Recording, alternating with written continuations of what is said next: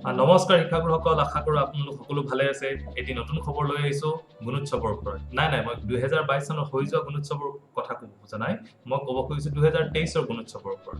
আচ্ছা, ঠিক আছে, ভিডিঅ'টো আমি আৰম্ভ কৰিছোঁ। ৱেলকাম টু এবিছ ক্লাছেছ, আপোনালোকৰ নিজৰ ইউটিউব চেনেল। এতিয়া তাৰ বিষয়ে ক'বলৈ যোৱাৰ আগতে আমি নটিফিকেশ্যনখন চাব লাগিব। নটিফিকেশ্যনখন যদি আপোনালোকে চাই দেখিব, এইখন লিখিছে আমাৰ ওম প্ৰকাশ ডাঙৰীয়া, ডক্টৰ ওম প্ৰকাশ ডাঙৰীয়া। তেওঁ IAS হয়, মিছন ডাইৰেক্টৰ সমগ্ৰ শিক্ষা অভিযান আসামৰ তৰফৰ পৰা। এতিয়া এই নটিফিকেশ্যনখন লিখিছে ক'লৈকে, আপোনালোকে দেখিছে যে নটিফিকেশ্যনখন লিখিছে ডিষ্ট্ৰিক্ট মিছন কোঅৰ্ডিনেটৰলৈকে, সকলোবোৰ ডিষ্ট্ৰিক্ট মিছন কোঅৰ্ডিনেটৰলৈকে আৰু ডিষ্ট্ৰিক্ট প্ৰগ্ৰেম কোঅৰ্ডিনেটৰলৈকে লিখিছে। ৰিগাৰ্ডিং কণ্ডাক্ট অফ গুণোৎসৱ 2023, অৰ্থাৎ 2023 গুণোৎসৱ আহি আছে। এতিয়া আমি 2022ৰ গুণোৎসৱৰ ৰিজাল্ট ইতিমধ্যে আটাই পাইছোঁ আৰু 2023ৰ গুণোৎসৱ হ'বলৈ গৈ আছে। তাৰ কাৰণে এই নটিফিকেশ্যনখন দিছে তেওঁলোকলৈ, যাতে তেওঁলোকে কি কৰিব পাৰে, এক্সটাৰ্নেল ইভালুৱেটৰসকলক চিলেক্ট কৰি দিব পাৰে। আইডেণ্টিফিকেশ্যন অফ এক্সটাৰ্নেল ইভালুৱেটৰ্ছ দেখিছে। এক্সটাৰ্নেল ইভালুৱেটৰবোৰক চিলেক্ট কৰি দিয়াৰ পিছতেই তাৰপিছতে আমাৰ গুণোৎসৱৰ হয়তো তাৰিখ ঘোষণা হ'ব।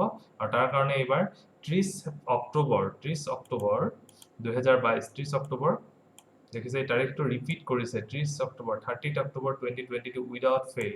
তাৰ আগতে তেওঁলোকে গোটেই IAS হওক বা ছিনিয়ৰ অফিচাৰ্ছ হওক, চেণ্ট্ৰেল যিয়েই নহওক, যিসকলে কি কৰে এক্সটাৰ্নেল ইভেলুৱেটৰ হিচাপে আগতে কাম কৰি আহিছে, বা তেওঁলোকৰ কাৰণে 4th ৰাউণ্ড অফ গুণোৎসৱ 2023 কাৰণে তেওঁলোকৰ নাম বিচাৰিছে।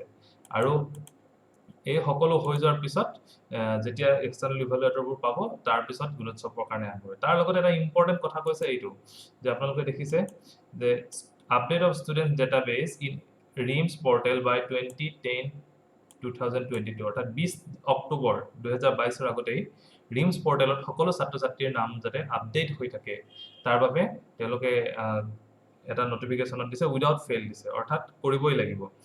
এইটো খুব ইম্পৰ্টেণ্ট, নহ'লে কি হয়, গুণোৎসৱৰ সময়ত তেওঁলোক কাৰোবাৰ OMR নাহে, কাৰোবাৰ OMR থাকি যায়, কাৰোবাৰ নাম ভুলকৈ আহে।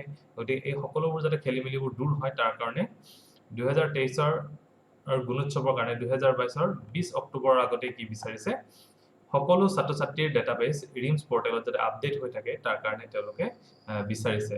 আৰু মই ভাবোঁ এইটো ইতিমধ্যে হৈ আছে আমাৰ সকলোৰে, কাৰণ ৰিমছ পৰ্টেলত সকলোৱে আপডেট কৰি থৈছে আৰু সকলো বিদ্যালয়ৰে ছাত্ৰ ছাত্ৰী ৰিমছ পৰ্টেলত সোমাই আছে। মই খালি এটাই আশা কৰিম যে এই বছৰ দি নেক্সট গুণোৎসৱ হ'ব, নেক্সট গুণোৎসৱ যাতে এই বছৰৰ দৰে নহয়, যে ক্লাছ 10ৰ খিনি 9ত গৈ দিছে, ক্লাছ 6ৰ খিনি 5ত গৈ দিছে, এনেকুৱা যাতে নহয়, সেইটোৱে আশা কৰিম। কাৰণ এনেকুৱা হ'লে যথেষ্ট অসুবিধাৰ সন্মুখীন হয়। আৰু দীঘলীয়া নকৰোঁ, লগ পাম নেক্সট ভিডিঅ'ত। আপোনালোকে চাই থাকিব এবিছ ক্লাছেছ।